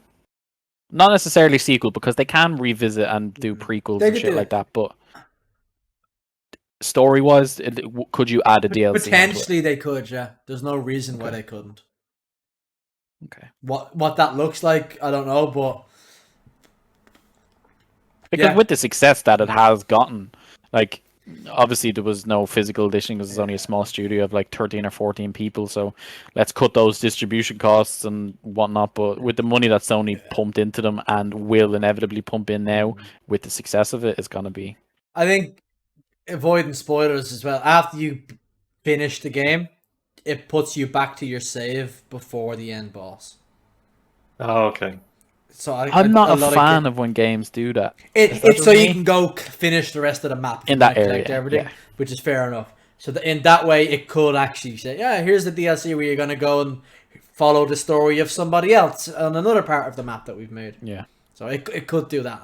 I hope it does. I hope this isn't the end of Kana, but like there's an IP there that's fresh. It's a totally fresh thing. It's a new thing. It's that, but I can see Ember Lab and given an IP, a very specific IP at that. Yeah. Give him the keys to Jack and Daxter. Just do it. Give him the keys to Jack and Daxter. Like, that seems to be their niche then, if it's that kind of animated art style. Yeah, there's nothing wrong with, like, a game being animated. It makes it like, it's a lot. I'm obviously an armchair dev here, but I imagine it's a lot easier to make an animated game than it is to make a hyper realistic game like Cyberpunk, and be able to tell that story in the animated style without it costing quite as much. Yeah. I saw someone say, "Oh, the game's cost $1 million to make or whatever," and they're like, "This game cost more than $1 million to make. Don't be ridiculous." Yeah. It's movie budgets we're going into with games now. It's beyond movie budgets, and a lot of them are like, it's gonna something has to give, and it'll be interesting to see what gives. Well, there was one moment when I turned on the game that it was like, oh my god, this looks incredible. It was the intro when you're coming out of the cave and the light comes in through the. Yes. You're going up the steps, so it kind of funnels in through this. I was going to use that for the image for the promo YouTube image, but I didn't. Don't look at that, by the way. It's a bit of a spoiler. Don't look at it. The what's it called? The reflection of the light off the puddles and stuff like that. It's just using the light and shadow. Like you can see why they cost that much to make, because it is on that level of gaming's AAA development. To make. Yeah. I actually saw that. There was a tweet saying that about Kane is not a AAA game. Yes, it is. Just because it comes from a independent studio, the kind of second party. I don't know what they are, the official thing, but this is a AAA game. Just because it's animated and comes from an independent studio does not mean it's not AAA. In terms of quality, this is as AAA as it gets. It's probably better than most AAA games. Oh, it really is. But just on that, like, on gaming, like, I don't think we'll ever see a game like Cyberpunk again in that big. I'll clarify what I mean by that. That 7 to 8 year development hype cycle thing where it's massive. I just don't think we're going to see it because it's too expensive to make. I just think that, especially. Maybe we will. Maybe we do with like Elder Scrolls and that sort of stuff. But I still think it's slightly different in the way it's made. Like, I just don't think we're gonna see that hyper $300 million whatever dollar game to make, because studios are going to see the success of smaller stuff, and they're like, why would we spend all this money to make a game when we can make our money back just as easy by making a smaller package? Yeah, that's fair. Because that's what people want. People want something that's complete, ready to go day one. Like, even as someone who fucking loved that game, I can still see the issues that it had, and I wish it never had those issues. Because imagine it had the launch that Kena has, because it was finished. Like, it's finished. I think that's the best thing you can say about Kena is, and it's kind of a shitty thing you say, it's finished. Whether you like it or not, it is high quality. It is a good story. And it works. It actually just works. No meme intended. It actually just works. And it's been a while since we've been able to say that about something. That it's complete. Yeah. I don't know. I don't think I have much more to say about it, because You actually, Stephen, you mentioned to me you didn't like the soundtrack. Yeah. That's a fair point. The game setting, it's inspired by kind of Japanese landscape, Japanese / I think it was a Bali, I think it was. That's what you were saying, yeah. Yeah, but and you can see those Japanese inspirations in there, and the soundtrack is also that kind of inspiration. It's very like wind, flutes, that sort of stuff. And I found it really soothing. I found the soundtrack really nice to listen to, but Steven didn't like it, so take it away. No, so I'm going to clarify. It's not that I didn't like things. it. I hate nice things. I'm dead inside. No, what I like, the soundtrack is nice the first time you hear it. The problem I have is, like, when you're kind of going around and exploring things, you hear the very obvious loop, and then it's just the same. It's like it's probably sounds like a 30 to 40 second clip. It's probably a 3-minute thing, but it's just the loop is very obvious. No, that's fair. And it just gets repetitive, and you're like, okay, I'm sick of it. It's like what you were saying earlier on, Dill. You get kind of sick of the same setting. Like in the first biome, it feels very big, and it's the same thing over and over again. Like, there's nice breaks to it, but for me, the soundtrack just doesn't seem to have that break in it. It's the same sounds, and like, okay, it's getting a little bit irritating. I'll lessen those fears a little bit. As you go into the newer areas, the music does change. Yeah, and there's still, when you go back to the village area, it has the same. It's like a Pokemon town. You go to Lavender Town, it's got its own soundtrack. You go to Cerulean City, it's got its own soundtrack. Yeah. And the village has its own soundtrack that plays, and that's the only one that I was kind of like, I'm bored hearing this. But as you go into the opposite side, which is, it's the Plains of Rohan, is what I said last week, Stephen. It's like the Plains of Rohan. It just opens out. But that has its own kind of soundtrack. And then the bosses have their own kind of... It's the same kind of... It's obviously the same album. They have similarities in their tunes, but it has a different loop. And I really enjoyed it. I thought it was nice and soothing, and it suited what I was going through. What about you, Dill? Yeah, I'm not a big soundtrack person, but I did enjoy the... To be honest, I didn't look at it as soundtrack. I looked at it more as like environmental sounds. Like it, like you were saying, Kev, it's very wind chimey. It's very that kind of. It's fitting mysterious of the forest aesthetic kind of vibe. I do like when obviously it amps up for boss fights and stuff like that, and fits into that kind of darker setting. Yeah, it didn't annoy me. The only thing that annoys me... It didn't annoy me. Are you the kind of person who turns off music when you're playing Destiny? Yeah. Someone.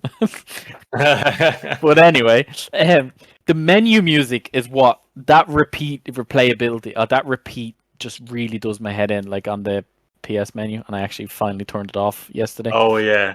Oh, the especially from game to one. game. Yeah. Do you know what annoys me actually about that is that you can't set a theme like you could on the PS4, where I had a Sekiro team and it had the Sekiro music, or it had a Final Fantasy team.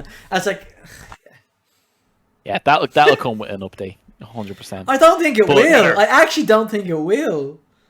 No, the PlayStation 4 one did as well. Oh, you For couldn't do that. I dynamic can't teams and remember. I stuff. can't No, you remember. couldn't do that on launch. Yeah, it needs. So yeah, like what you're it's- saying is the PlayStation 5 was not a complete product out of the box. it Fucking released shame on you, Sony. Shame on you. unreleased. Uh, Yeah, it's not something that I look for in one of the tick the boxes in a game, but I do appreciate when I don't notice it. If that makes sense, like yeah.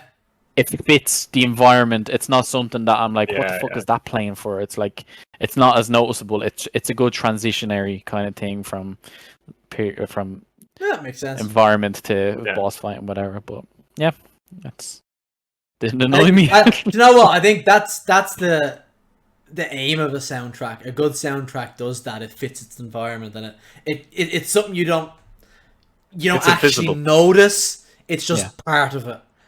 And Returnal does that very well, by the way. But yeah, no, Kana did that. Except for the just, fourth boss. apart from, that was perfect. Yeah. Oh. Dale, you're in for a treat. But yeah, I think like I've said Oh, yeah, all the I need to say apart from giving my organ. verdict on it. As someone who's finished the Kev, like you have said that you do feel like it's a complete game for the price that it was. It was perfect. You didn't encounter a bug until fucking 10 hours into the game. What's your final? I'm gonna preface this by saying going for the platinum in Returnal probably has hindered my thought process a little bit here. For me, it's my favorite game of the year so far. I would highly like whether you're on a PlayStation 4, 5, or PC. If you're looking for a game to play this weekend, or we've a bank holiday coming up in October, and you're just looking for something, like, go no further than this. It's a complete product. It's beautiful. It plays well. The combat's great. The characters are they're intriguing without being, I don't know, Christopher Nolan craziness. It's a story. It's a well told story, and it performs impeccably for the most part. 99% of my experience was impeccable. It had a couple of little glitches towards the end of it, but there were ones like, you know what, the last 10 hours ran perfectly. I can forgive it. It happens. It's a game. Something funny happened and it caused this bug to happen. And it's funny that this bug happened from the parry twice, just a different bug. So I'm assuming it's to do with the parry. Or, do you know, it could be to do with one of the updates they made that it introduced this. But yeah, like, Returnal would have been my game of the year when I played it. It's a toss-up between the two of them for now. I love both of them for different reasons. But Kana for me it's a €40 masterpiece. It's a brilliant, it's a lovely IP. It's an achievement for a studio making their first game. Sony, just go give them a big bag of money. They fucking deserve it. Give them whatever they want to make, because whatever they're gonna make next is gonna be incredible. Because it's just the level of polish in the game. Like, it's something you can't explain to somebody. They have to play it for themselves.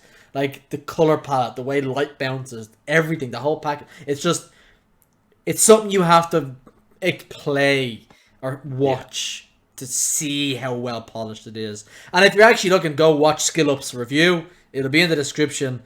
And watch that in 4K. Even if you're on a 1080p monitor, just amp it up to fucking 4K. Get all the shit in there. Put it on your big screen. And just look at the gameplay segments, because it's so well polished. And if this studio are this committed to polishing their games, like, we're in for a treat with whatever Ember Lab do next. Kev's verdict is 2 big thumbs up. Well, it's Steven? got 2 thumbs and doesn't give a shit. Bob Kelso, how you doing? No. Look, Kev, I think, covered everything. I think that's, if we were a review outlet, that would be our thing on the box art. It would be €40 masterpiece. €40 masterpiece. It's a it is a masterpiece. Yeah, well, I mean, I can't, objectively, it's a masterpiece. I can't comment on that because I haven't finished it yet, and I don't know what the package as a whole is like. But if anyone has any reservations about the game, don't. It's not. It's not. I had, yeah. Yeah, it's not a game that I think you would purchase. And even Dale, you are saying like you're not enjoying it at the moment because you're not in the right headspace. But I think even you recognize that for the price you paid, you're going to get something of value out of it. It just might take you a couple of days to get into it again and go, yeah, this is it. But it's the verdict is just, yeah, if you have 40 quid, go buy it. Support the developers. If you have 40 quid and like computer games, go play it. Yeah, and look, maybe it's one of those games that when I complete it on hard, I might go, I'll give the master difficulty a go, and then I'll probably turn it off 10 seconds later. You know what? Nope. On that master difficulty, just to comment on it, I would play the whole way through that game on master, no problem, except for the final boss. That boss on master difficulty would piss me off, and that's down to the frame drops. That's the one time in the game that I had frame rate issues on that final boss. When you do the boss, you will understand why it has frame rate issues. On console, by the way. On PC, it probably runs absolutely fine on a high-end graphics card. And that's maybe where I'll play it. But, yeah, I couldn't be bothered trying to complete that boss on master difficulty just because of the way it's set up. I'll talk about how it's set up if you want, but I don't want to spoil it. No, I don't want to for spoil you. that, because especially if it's a grand kind of scale thing. Yeah. You will accept it for what it is. You're going to get pissed off at it if it's difficult on that difficulty. Wait, who's where? Because you're on the right side of my screen. Steven will accept it because he's played Dark Souls games. Okay. Where there's phases in a off. fight. You're going to get pissed off. I got pissed off. Okay. And I don't want to go into that, but yeah, it's... Yeah. If you guys want to take your headsets off, I can say it.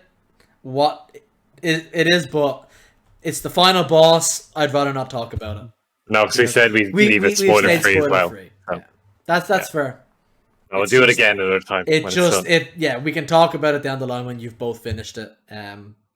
It's the one part of the game I have a negative opinion on, but I'll keep that negative to myself.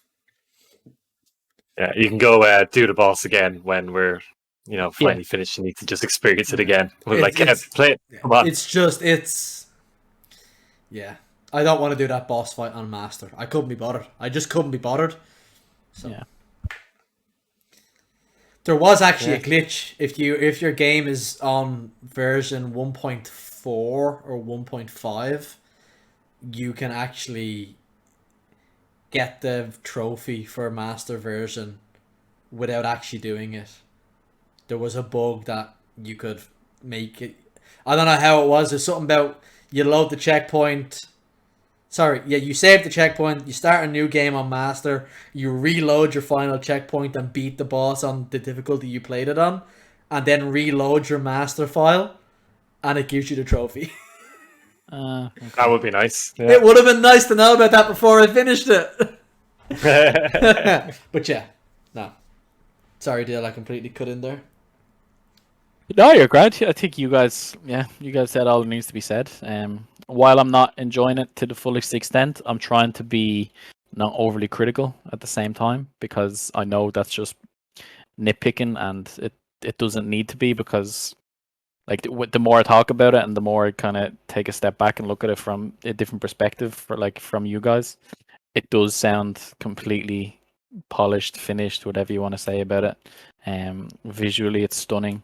The fact that it changes biomes and it changes the environment as you progress through it, whereas that's one of the things that is kind of annoying me at this stage, because I'm probably more than 2 hours. I think that's just what I was saying, because I was at the very beginning. It sounds like you're about 3 hours, 3.5 hours in. Yeah, you're about a third of the way through the game. So I'm at that stage where I do want something to change, environment wise, but yeah. I don't know what else I can say about it. It's value for money for what you're getting. Like Kev was saying, it is a AAA game, whether you want to admit it or not. Like,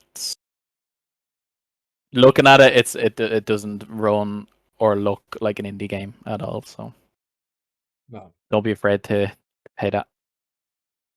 Yeah, I think Why? Like, something can be objectively good, and you can also not like it. Like, Yeah. sorry if you're listening to this podcast, I'm using you as the example. The Lord of the Rings is objectively a masterpiece.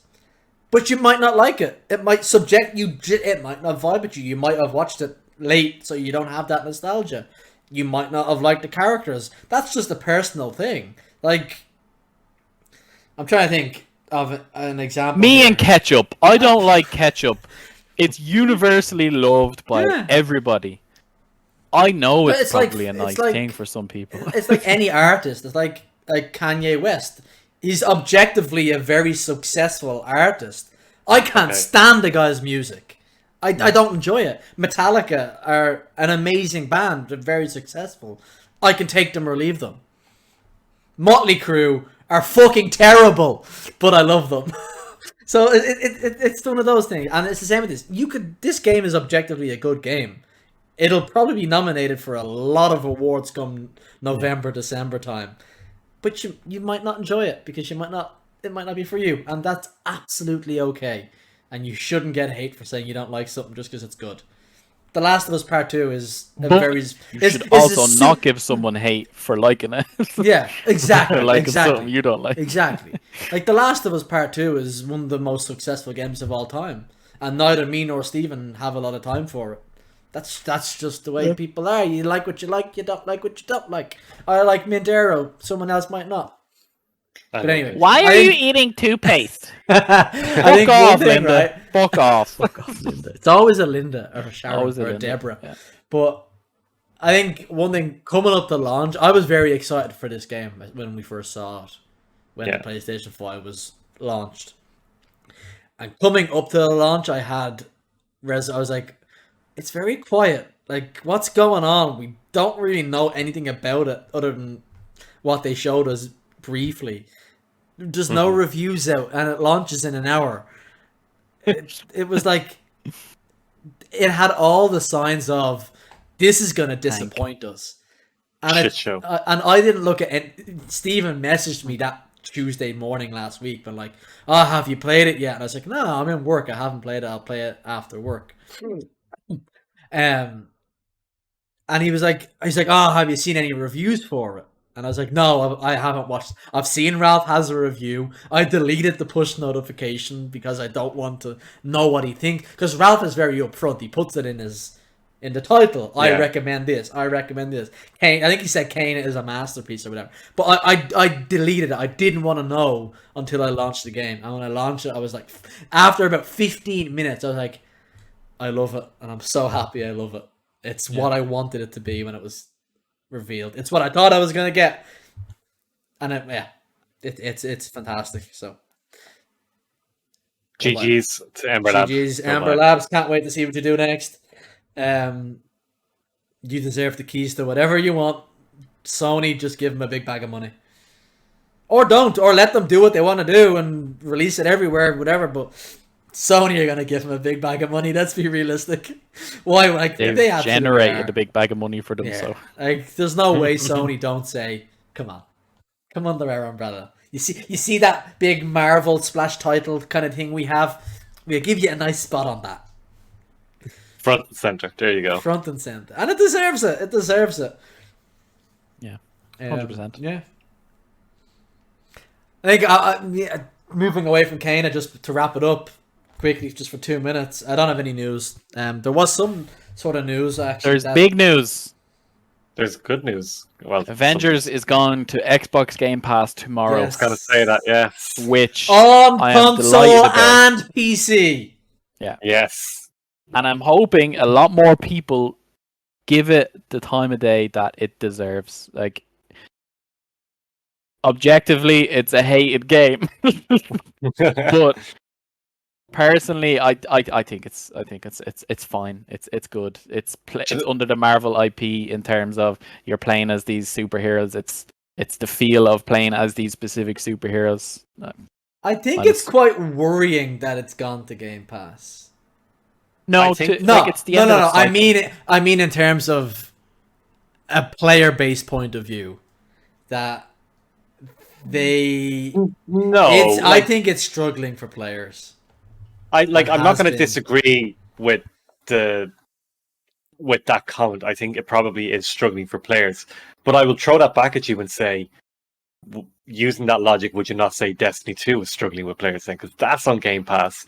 Beyond Light is free Destiny with is that, which was 100% not struggling for players. No, Like, but you can using see that you can same see the stats. No, exactly. So what I'm saying is, it going to Game Pass doesn't necessarily mean it's struggling. And like, I don't disagree with your comment. I disagree with the logic that Yeah, that's it going to fair. Game Pass it's struggling. But I do think this is a much needed It is. kick No, for them. Like, if it needs a shot in the arm. yeah, and if it doesn't recover from this, like if going to Game Pass doesn't increase its sales or Yeah. purchases of anything in the store, the game is dead. I do see this as its last ditch attempt. That if it doesn't kick off, they're not going to do their next DLC and so on. This is, if we can't revive it, it's gone. But as far as but I'm I am aware, going to play it. I'm glad, and I hope you do like it. But not to go in expecting the most groundbreaking event in the 21st century. But as far as I am aware, after Spider-Man coming across, there is no plans for DLC after that. So it is on its last part of its cycle. Is Spider-Man ever coming to the PC version of the game? Yeah, it's announced for the PS5 anyway.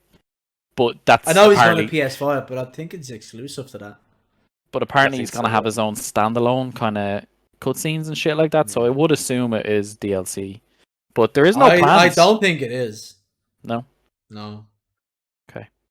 But yeah, I think you're right. Yeah, there's no plans post long-term Wakanda one anyway. So no.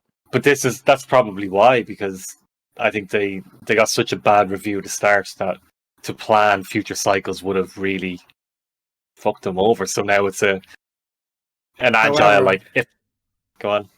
To go off on a tangent from this, Crystal Dynamics are 100% not working on something for Marvel's Avengers because they have been brought on to work on Perfect Dark. Perfect Dark, that's the one. Sorry. So yeah. Yeah. But I think if this does well, when did it launch? Well, in 2019, 2020, a year ago. 2020. If this does do well on Game Pass, I think in terms of the IP itself, it will give the player base enough to be like, if they change X amount of aspects, or if they change X, Y, and Z, and that gets physically announced for the next iteration, it will be given a chance in terms of they fucked up the first time, but they did learn from their mistakes. Whereas if they didn't put it on Game Pass and it didn't have that much of a widespread kind of, here's your chance to experience what we put out for whatever price, and it wasn't worth that price for numerous amounts of people, we are going to be working on something similar in the future, but we do know we made a mistake. Yeah, that I think could be enough. Probably happened with the game was they didn't actually know which side of the tracks they wanted live to service or campaign. Because yeah, they're in the middle. It's a live service game, but there's no live. It's all service. Like there's no. Yeah. They haven't been adding. Like if you look at the roadmap the roadmap's pretty bad. But they have events and stuff. Like I get an email every month. But they're repeated events though at this stage. Like they're not. This is what I mean. New things. There's no live in the service is what I mean. It and that's where it kind of fell between the tracks on. They made this complete story out of the box, and that's great. And then they're like, oh, we're gonna feed it with all this live stuff, and then they kind of didn't know which way they actually wanted to go with it, so they kind of went in the middle somewhere. It's very early Destiny 2. Like it's 100% we're gonna release these patches or expansions every couple of months, and you're gonna get content for that. You're gonna get heroic strikes revolved around that.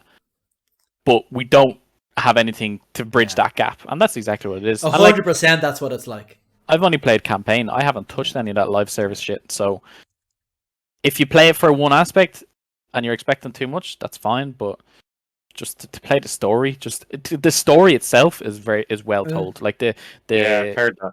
I've heard that as well.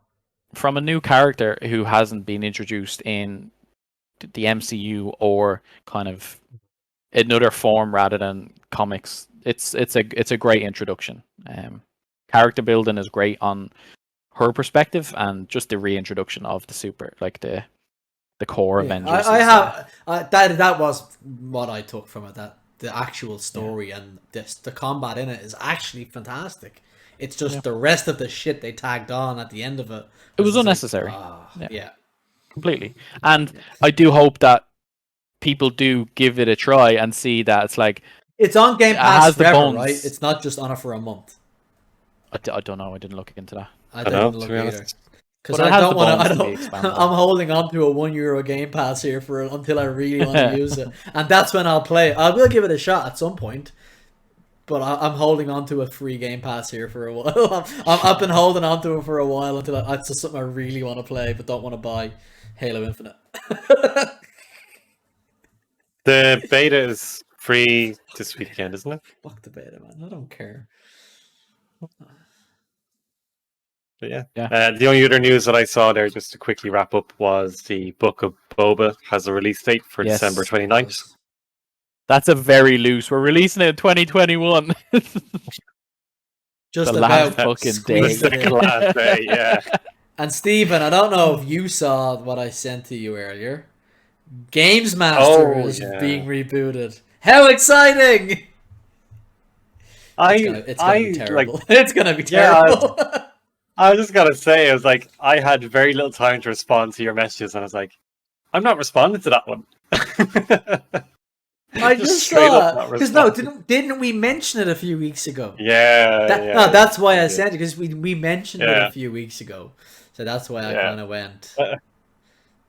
Games Master has been rebooted. Yeah. Do you know what? I went in to look for the TWAB, but it's a Wednesday, so there's no TWAB till Friday, till Thursday. Fuck, it is a Wednesday. Jesus. It's a Wednesday. Threw me off. Where TWAB? Where TWAB? Yeah. Belgrad did post a roadmap for Destiny that was a year old, in fairness. So he quickly deleted that and posted what he wanted to post. It was the road to the Witch Queen. And everyone was like, did we just get debated? Sure. He'll say Savatoon made him do it, and it was a trick. He was tricked into it. Oh yeah, that's gonna be coming soon, isn't it? All the fucking Twitter outlets changing to Savatoon's takeover. Yeah, definitely. Do you know what? Like, this Destiny season is a slow one. It really is. Until December, when we get the dungeon, like, it's a slow one. And I think that's where I think that's where a lot of my annoyance with the trial stuff comes in, and that all of a sudden I was like, I have a reason to play for the next few months, and then they've been messing around with it so much. It's kind of like, I couldn't be bothered. So it's going to be a slow one until the dungeon launches in December. Yeah. One thing just before we do wrap up was me and Stephen were just having a chat last week, just messing around, and I turned on Psycho ray tracing in Cyberpunk 2077. Holy shit, it's insane what Psycho ray tracing does in comparison to Ultra. Like, it's literally one step up. I couldn't believe it. And one of the lads just knocked in yesterday randomly. I wasn't expecting him. And I was doing nothing. I was like, you wanted to see what games look like on my PC, didn't you? Because he's running, I'm going to say he's running at a 1060. I could be wrong. It could be even less than that. But he was scraping the bottom of the barrel for Cyberpunk. And I came in, I ran the HDMI around to the OLED. And I was like, that's what Cyberpunk looks like on my PC. And he just kind of went, it's a different game. He's like, it's straight up. It's like, that's a different game than what I played. That's not what my game looks like. He's like, it does look. It's a different game. It really is. And then I was cycling through. It was like, any game I have installed on my system. I was like, and there's Death Stranding, and there's The Witcher. I was like, and I've got like all these mods. He's like, holy shit, your Witcher looks amazing. I was like, oh yeah, I downloaded some graphics mod, and that's it running. He's like, holy shit, that doesn't look like The Witcher. That looks ridiculous. And I was like, and there's Skyrim at 4K. And he's like, right, fucking going home. Go away. Leave me alone.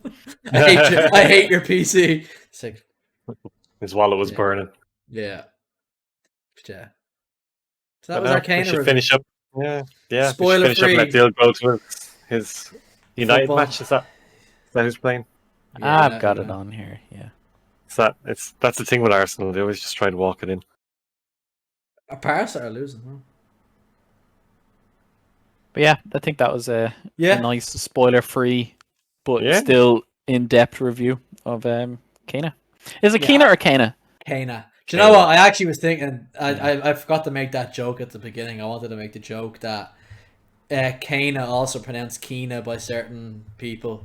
It's just like the old Sega problem with the Sega. I got a Sega.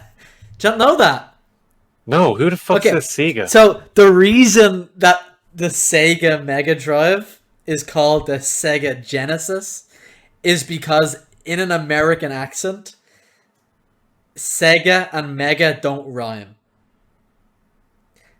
So that's honestly, that is the reason it's called the Sega Omega Genesis. and Omega, I could understand. But that's why it's called the Sega Genesis in the States. The reason it's Sega Mega Drive because it rhymes. Sega Mega. But there it's the Sega Genesis. Yeah, honestly. And I was gonna make that joke about Kana, that it's Kana, but idiots are gonna pronounce it Kina because they can't pronounce words, and Sega are gonna sue them and change. So it's not Kina and Kel, it's Kana. Kenan and Kel. But even when you play Sonic, which is all you'd have a Mega Drive for, it goes Sega. Yeah. Fucking no excuse. Yeah. Oh, you were going to say they say Sonic differently. I was like, come on.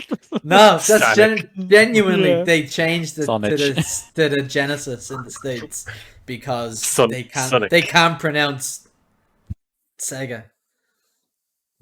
Explains quite a bit about the Americans. My first console. Oh really? Is that your first console?